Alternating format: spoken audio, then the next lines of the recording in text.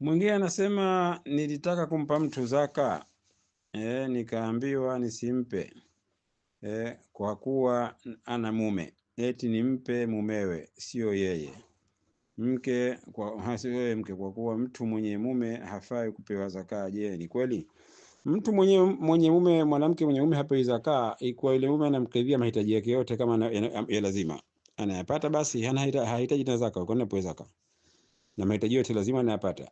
Lakini ikiwa hayapati na kuna kwa sababu kwa hivyo mtu mwingine inabidi angalie mwenyewe, tena unaangalia pengine huyu mwanamume hana, basi atapewa. Lakini je, huyu mwanamume ni mtu ambaye kama ni mwaminifu, mtu ambaye kama anatumia vizuri pesa kama inavyotakiwa, lakini ni maskini tu hana, basi kama ni hivyo, yeye ndio akupewa, kwa sababu yeye ndio muendeshaji wa nyumba. Lakini inaweza kuwa huyu mwanamume pesa anazo pengine, lakini hamhudumii mke wake inavyotakiwa, anafanya ukorofi au hataki, hana pengine, lakini akipewa anaziharibu.